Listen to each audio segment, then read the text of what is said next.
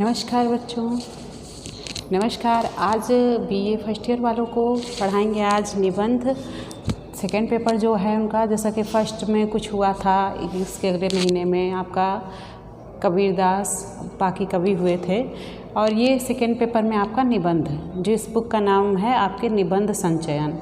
निबंध संचयन से आपको आज पहला पढ़ाएंगे आपको हिंदी निबंध, उसका रूप स्वरूप और विकास यात्रा। फिर इसके बाद आपके जो हैं कवि जिनका निबंध है आपके सिलेबस में, उनको बताया जाएगा। अगर वैसे देखा जाए तो निबंध पे एक विस्तार पूर्वक वीडियो बना है बीए फाइनल ईयर में, लेकिन ये फर्स्ट ईयर वाला का सिलेबस है, इसमें थोड़ा सा निबंध का बता दिया जाए, जो आपके में कौन कौन से उसके भेद हैं, निबंध किसे कहते हैं।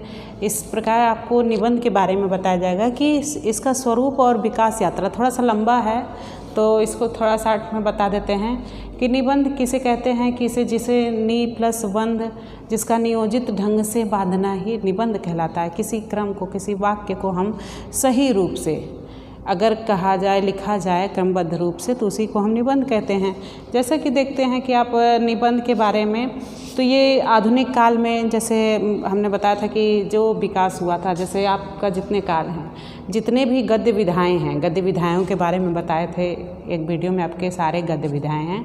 गद्य विधाओं में क्या है कि ये गद्य विधाएँ आपका विकास कब हुआ था, तो आधुनिक काल से। 4 काल आपके फर्स्ट ईयर में बताया गया था, या आप नहीं जानते हो तब भी जान जाइएगा। 4 काल कौन कौन से थे? रामचंद्र शुक्ल के अनुसार आदिकाल, भक्तिकाल, रीतिकाल और आधुनिक काल। 3 तो आपके सिलेबस में हैं, आदिकाल, भक्तिकाल और रीतिकाल। और जो आधुनिक काल है, जितनी भी गद्य विधाएँ हैं, जैसे गद्य और पद्य बताया गया था ना, कि गद्य किसे कहते हैं, पद्य किसे कहते हैं। गद्य में जो आपकी आती हैं, आपकी कहानी, उपन्यास, निबंध, नाटक, एकांकी, और ये सब जितने भी जिसके रचनाकार, लेखक रचनाकार लिखते हैं, ठीक है, रचयिता नहीं लिखते। रचयिता किसको लिखा जाता है? जो काव्य रचना करते हैं।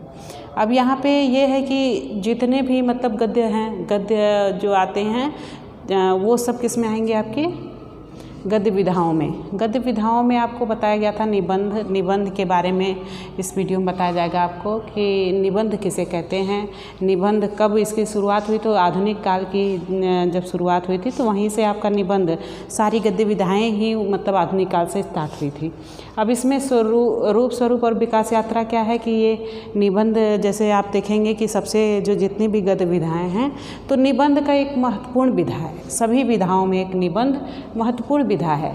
अब इसमें निबंध में महत्वपूर्ण विधा में है कि ये भाषा के प्रयोग क्षेत्र में शब्द का प्रचलन चाहे जितना भी पुराना हो, किंतु साहित्य विधा के रूप में इसका प्रयोग आधुनिक काल से ही प्रारंभ हुआ है। आधुनिक काल से ही ये शुरू हो गया था। मूलतः इसे यूरोपीय विधा माना गया है। आज इस साहित्यिक विधा को बहुत सामर्थ्यशाली एवं बहुत आश्लेषी विधा की प्रतिष्ठा प्राप्त हो चुकी है, और राष्ट्रीय जागरण एवं बहुआश्लेषी विधा की जो मतलब राष्ट्रीय जागरण, देश प्रेम, लोक भावना, व्यक्ति स्वतंत्रता, अंतर्राष्ट्रीयता, वैज्ञानिक आविष्कार आदि अनेक कारणों में से साहित्य की अन्यान्य मतलब कई सारी रचनाएं जो लिखी गई हैं, साहित्य की अन्यान्य आधुनिक विधाओं के साथ निबंध का भी क्या हुआ, उद्भव हुआ है, विकास हुआ है। निबंध आत्म चेतना की अभिव्यक्ति के साथ लोक जीवन, रहन और सांस्कृतिक विचारधाराओं के संवाद है, और विचार स्वतंत्र की व्यापक छूट और बहुकोणीय गुंजाइश निबंध रचना में सदा विद्यमान रहती है। जैसा कि प्राचीनतम से लेकर नवीन विचार मूल्यांकन इसमें समाहित हो सकते हैं। बचपन से हम लोग को निबंध पढ़ाया जाता है। जब हम बचपन में छोटे थे, इंग्लिश कहिए या हिंदी कहिए, इंग्लिश में से आता है लिखने के लिए, हिंदी में भी आता है आपका लिखने के लिए कि मेरे विद्यालय पे लिखिए, किसी अध्यापक पे लिखिए, या फिर बचपन में आता है कि द काऊ, इंग्लिश में द काऊ, इसे मतलब कि गाय पे कोई निबंध लिखिए। उसके बारे में आप क्या जानते हैं, उसके गुण के बारे में नियोजित ढंग से, क्रमबद्ध ढंग से बांधना ही क्रम क्या कहलाता है? आपका निबंध कहलाता है। अब इसमें निबंध में ये भी होता है कि जिसका प्रयोग लिखे हुए भोजपत्रों को संवार कर बांधने से, देखिए दिया है कि निबंध शब्द निबंध नियोजित ढंग से बांधना या संग्राहक प्रत्यय को रोकना है, जिसका प्रयोग भोजपत्रों को संवार कर बांधने या सीने की प्रक्रिया है। अब इस जैसे किसी कोई कॉपी को पूरा विधिवत ढंग से उसमें सब कुछ लिख कर उसको बांध देते हैं, या फिर मतलब पैक कर देते हैं कि ये चीज़ कंप्लीट हो गई। इसी प्रकार निबंध भी इसी तरीके से है कहते हैं कि अर्थ संकोच के कारण इसका प्रयोग उल्लेख केवल साहित्यिक कृति के लिए होने लगा है, लेकिन संस्कृत साहित्य में इसके समानार्थी अधिक व्यापक शब्द प्रबंध प्रचलित रहा है, जिसका मूल अर्थ संदर्भ या ग्रंथ रचना है। हिंदी में निबंध शब्द का प्रयोग गोस्वामी तुलसी ने प्रबंध काव्य के लिए किया है। आज का निबंध साहित्य इससे भिन्न है। आधुनिक सटीक अर्थ में यह साहित्य की एक प्रमुख आधुनिक विधा है और नियोजन पूर्वक खूब अच्छी तरह से सुंदर ढंग से कसाव या रचाव ही निबंध रचना की बुनावट है। जब हम किसी चीज़ पर निबंध लिखते हैं तो उसको बहुत सुंदर ढंग से, क्रमबद्ध ढंग से, एकदम लगता है कि हम किसी के बारे में एकदम सही नियोजित ढंग से हम जो लिख रहे हैं वही क्या कहलाता है, निबंध कहलाता है। और इसमें वास्तविक स्वरूप सामने आता है। निबंध में लेखक विषय से आरंभ करके उसकी ओट में आत्मचित्रण करता है। व्यक्तित्व व्यंजन की इसकी खास विशेषता है। खड़ी बोली, डॉक्टर वार्ष्णेय ने इसे खड़ी बोली की विशेषता माना। निबंध रचना केवल खड़ी बोली की विशेषता है।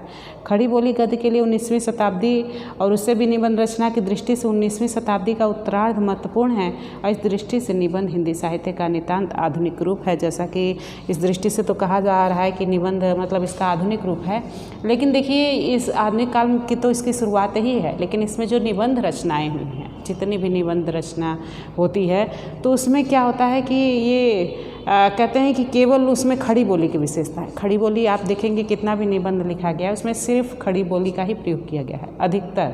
अभी तो हमने जितना तक पढ़ा है उसमें खड़ी बोली का ही है।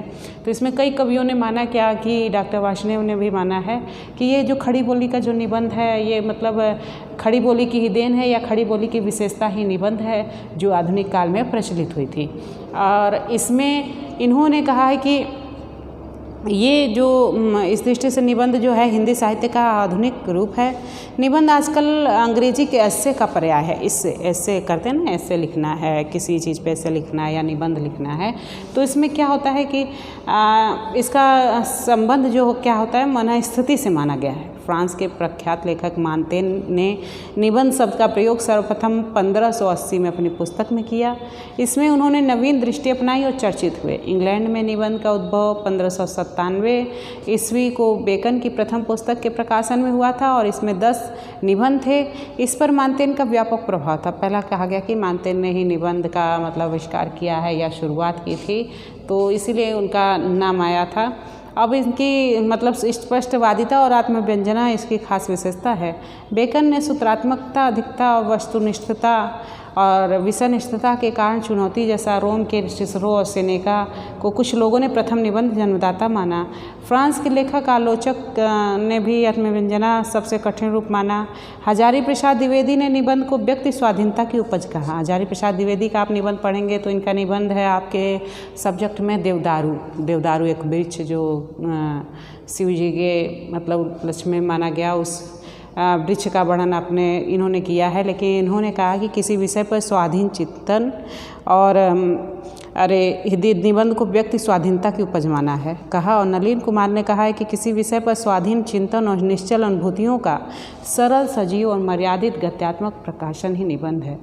रामचंद्र शुक्ल ने इसमें लेखक के व्यक्तित्व को अधिक महत्व दिया। इसमें विषय के स्थान पर लेखक का व्यक्तित्व ही पाठक के मन पर छा जाता है। रामचंद्र शुक्ल का तो हम मानते ही हैं, ये कोई भी विषय लिखते हैं या किसी पर भी आलोचक लिखते हैं तो इनकी बात को स्पष्टवादिता ही समझा गया है। अभिव्यंजनावाद या स्पष्टवादिता पर इन्होंने कुछ लिखा। इसमें कहा गया कि इन्होंने जो कहा है कि निबंध की विषयगत जो शिल्पगत कोई भी सीमा नहीं है, कुछ भी निबंध का विषय हो सकता है।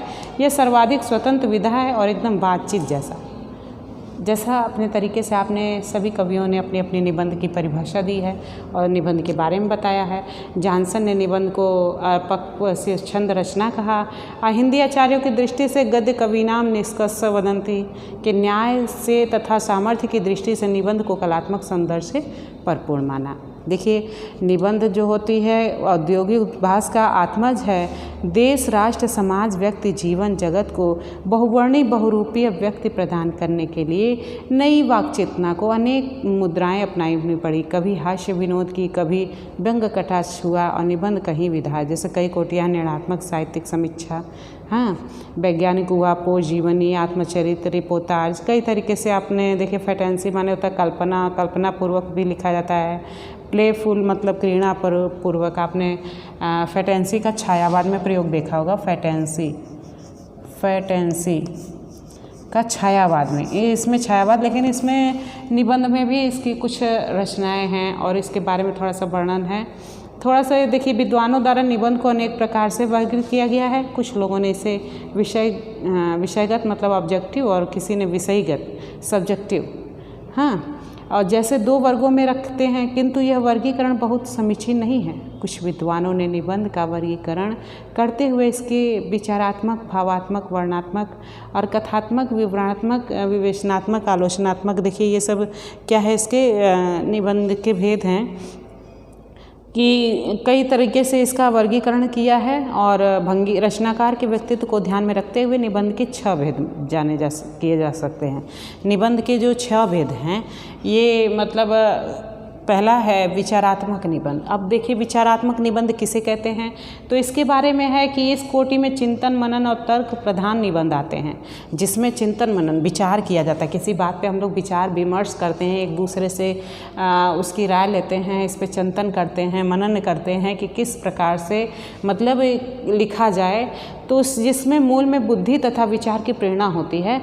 आचार्य शुक्ल के अनुसार इन निबंधों का चरम उत्कर्ष वहाँ मिलता है जहाँ एक एक पैराग्राफ में विचार दबा कर कसे गए हों और एक एक वाक्य किसी सुसमृद्ध विचारखंड को लिए हों।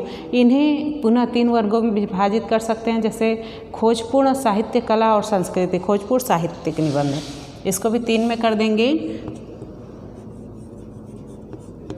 खोज पूर्ण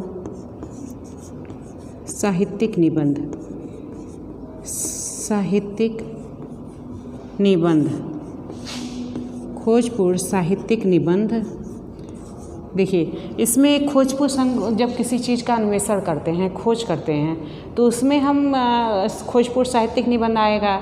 कहीं साहित्य, कला और संस्कृति संबंधी होगा, ठीक है, साहित्य, कला और संस्कृति, साहित्य, कला और संस्कृति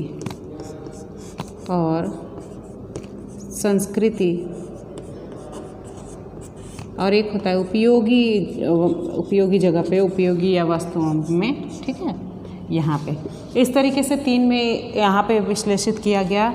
खोजपूर्ण साहित्यिक निबंध और साहित्य, कला और संस्कृति संबंधी निबंध, उपयोगी विषयों से संबंधित निबंध, ठीक है। यहाँ पे हो गया आपका। अब ये है कि भावात्मक निबंध, इसमें ये एक तो हो गया विचारात्मक निबंध, जिसमें इसका है, ये खोजपूर्ण निबंध जो है इसका है, ठीक है। खोजपूर्ण साहित्यिक निबंध, साहित्य, कला और संस्कृति और उपयोगी विषयों से संबंधित निबंध, इस तरीके से आ गया विचारात्मक में। अब भावात्मक निबंध में क्या होता है, जो भावना से परिपूर्ण हो, जिसमें भावात्मक निबंधों में भाव एवं कल्पना की प्रधानता होती है, अनुभूति की संपन्नता तथा भावना की उच्छल प्रयोग की इसकी खास पहचान है। इस निबंध की भी 2 शैलियाँ, धारा और तरंग शैली, विक्षेप और प्रलाप शैली। धारा और तरंग शैली, इसका होगा धारा और तरंग शैली। किसमें है ये, भाव में, भावना परक, जिसमें भावात्मकता का मतलब समावेश हो, वहाँ पे है। अब विक्षेप और प्रलाप शैली, विक्षेप व प्रलाप शैली, ठीक है। थोड़ा सा इसको समझा दिया जाए, फिर इसके बाद आपकी निबंध होगा।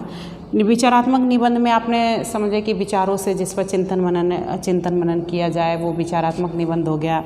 और भावात्मक, जिसमें कि भावात्मक में भाव एवं कल्पना की प्रधानता होती है, अनुभूति की संपन्नता तथा भावना का उच्छल प्रयोग इसकी खास पहचान है, ठीक है। धारा शैली के अंतर्गत भावों का वेगवान प्रवाह दिखाई पड़ता है। छोटे वाक्य, मधुर भाषा को भावमियों का उतार चढ़ाव इनकी विशेषता है। जब भावातिरेक में भाषा का प्रभाव भंग हो जाता है और भाव असंतुलित एवं अस्त व्यस्त हो जाते हैं, तब विक्षेप शैली का आगमन होता है। विक्षेप का शाब्दिक अर्थ होता है चित्त की अस्थिरता। विक्षेप का शाब्दिक अर्थ होता है चित्त की अस्थिरता। चित्त, जो मन हमारा है, अस्थिर है, चंचल है, उसको क्या कहेंगे, चित्त की अस्थिरता। और यहाँ पे विक्षेप में यही कहा गया है कि चित्त की अस्थिरता जिसमें भाव बिखर जाते हैं अस्तु विक्षेप की दशा होने पर भाषा प्रलाप का रूप भी ग्रहण कर लेती है।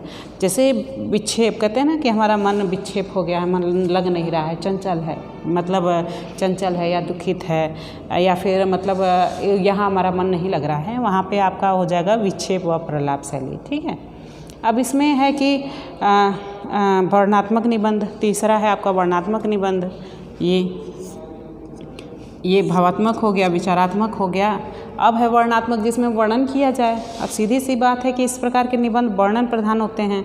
ये वर्णन कभी यथातथ्य होते हैं, कभी अलंकारिक, कभी मतलब यथार्थ होंगे कि ये सही क्या है। कभी कभी इसको बनाए अलंकारिक रूप से बना के मतलब लिखा जाता है, उसको सौंदर्य प्रदान करके कि कभी यथातथ्य वर्णन में इन निबंधों की भाषा सीधी, सरल और प्रसाद गुणयुक्त होती है, तथा अलंकारिक वर्णन में अलंकारों के सहारे काव्यात्मक भाषा प्रयुक्त होती है, काव्यात्मक भाषा प्रयुक्त होती है। इन निबंधों में अतिशयोक्ति की संभावनाएं हो सकती है।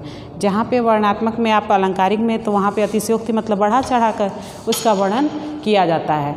अब इसमें है कि जैसे वर्णनात्मक में कि वर्णन किया गया बढ़ा चढ़ा के, इसमें निबंधों में अतिशयोक्ति की संभावनाएं हो सकती है, मतलब अतिशयोक्ति की मतलब बढ़ा चढ़ा के जहाँ पे कोई बात कही जाए अलंकारिक रूप से, सौंदर्य के से रूप में, काव्यागत रूप में रचनाएं करेगी, तो वहाँ पे हो गया आपका वर्णनात्मक निबंध।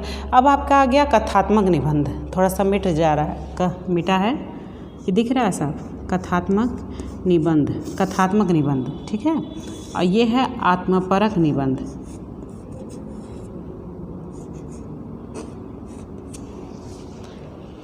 कथात्मक निबंध में है कि इसमें जो है निबंधों में कथात्मक शैली दर्शन होते हैं। कथा तथा आख्यान, वृत्त या घटना इत्यादि के विषय में तारतम्यता और भाषा की प्रसादात्मकता इस प्रकार के निबंधों का खास गुण है। ये निबंध कहानी, संस्मरण, और ये कहानी और संस्मरण में भी लिखा जाता है। जैसे जिसमें आप देखेंगे कि लघु कथा होगी, आत्मकथा होगी, या दिवा स्वप्न आदि अनेक रूपों में प्रांत होते हैं, मतलब कथात्मक, कथा के रूप में किसी की कहानी कथात्मक शैली में जो लिखी जाती है वो आ जाएगा कथात्मक निबंध में। अब है आत्मपरक निबंध। आत्मपरक निबंध, इसमें क्या होता है कि ये निबंध विषयी प्रधान होते हैं। ऐसे निबंध रचनाकार और पाठक के मध्य सीधे संवाद की स्थिति कायम करते हैं और लेखक के निजी सुख दुख, तीव्र अनुभूतियाँ, हर्ष विषाद, मतलब सुख, हर्ष माने होता है प्रसन्नचित्त, विषाद माने होता है दुख, हर्ष और विषाद, व्यंग विनोद, व्यंग माने होता है कहीं मतलब हंसी मजाक, विनोद मतलब हंसी होती है, व्यंग माने होता है एक व्यंग। आप में था निबंध, व्यंग का अर्थ क्या होगा, व्यंग किसे कहते हैं, और कहीं लज्जा किसे कहते हैं, ग्लानि किसे कहते हैं, तो इसका अर्थ होगा व्यंग होता है किसी को, एक व्यंग होता है हंसी मजाक वाला, मतलब व्यंग विनोद मतलब हंसी मजाक वाला होता है। एक व्यंग होता है कि किसी को कटाक्ष करना, प्रहार, बातों से प्रहार करना। अब यहाँ है कथा आत्मपरक निबंध में यही आएगा कि जिसमें निबंध में विषय प्रधान होते हैं। ऐसे निबंध रचनाकार और पाठक के मध्य सीधे संवाद की स्थिति कायम करते हैं और लेखक के निजी सुख दुख, तीव्र अनुभूतियाँ, हर्ष विषाद, व्यंग विनोद सीधी सरल भाषा में व्यक्त होकर पाठक को अपना लेते हैं और पाठक उनमें गहरी आत्मीयता स्थापित कर लेता है। इनकी अभिव्यक्ति भी दो प्रकार की होती है, विषय के व्याज से और व्यक्तिगत रूप से स्व की वाणी देकर। एक विषय के व्याज से होता है, विषय के व्याज से, और एक होता है कि स्व की अस्तित्वता को जताकर, जैसे कि व्यक्तिगत रूप से स्व की वाणी देकर। व्यक्तिगत रूप से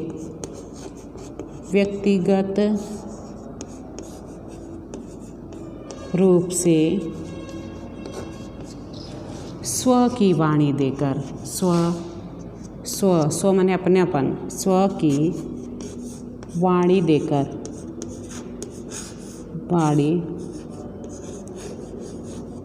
देकर, ठीक है।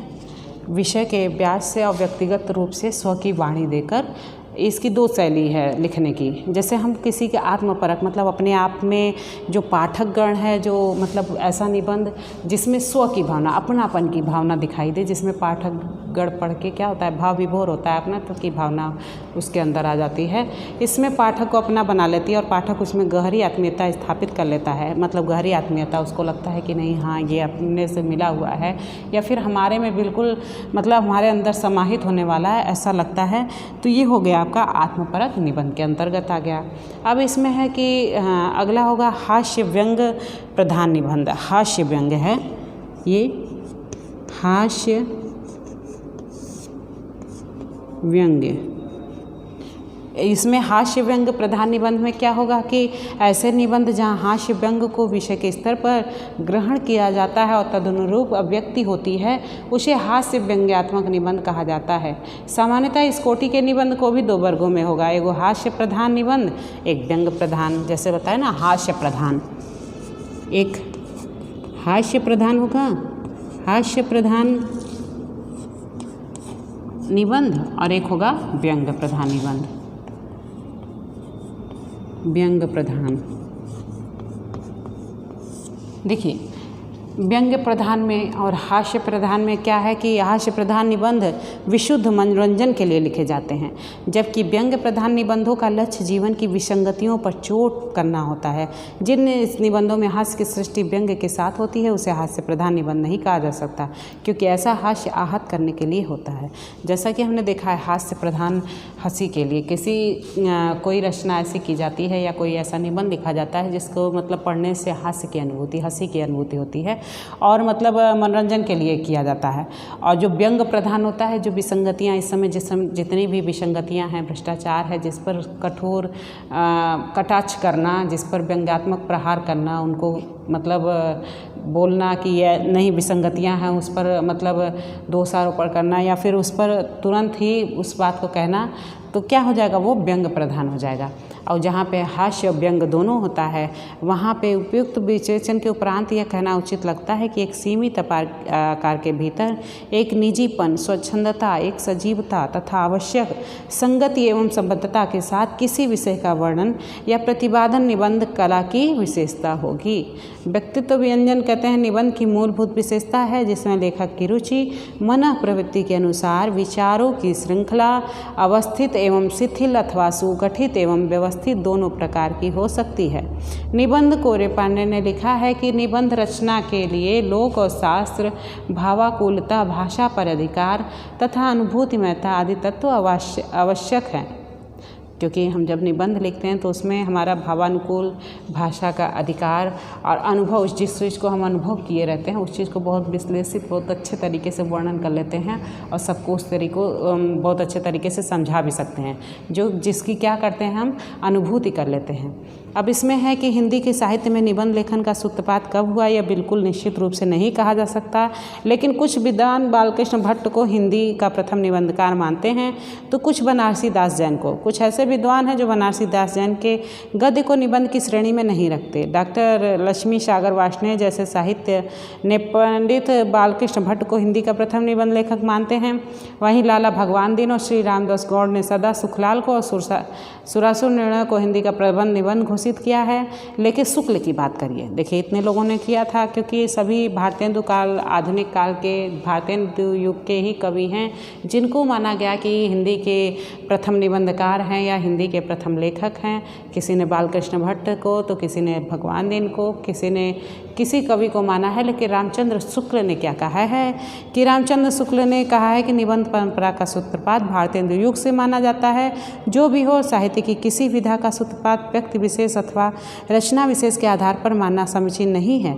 डॉक्टर रामचंद्र तिवारी का कथन महत्व का है कि जो भी हो, वस्तुतः साहित्य की किसी भी विधा का, कहते हैं कि व्यक्ति विशेष से नहीं, किंतु यह कहना है कि अमूल साहित्यकार या लेखक के द्वारा ही निबंध रचना का सूत्रपात हुआ और कहानियों का जन्म हुआ या नाटकों की परंपरा सामने आई, सर्वथा उचित नहीं है, क्योंकि अनेक छोटे प्रयोगों के बाद विधा विशेष का स्वरूप निखर कर सामने आता है। ऐसी स्थिति में हमें यही स्वीकार करना होगा कि हिंदी निबंधों का प्रारंभ भारतेंदु युग से हुआ है।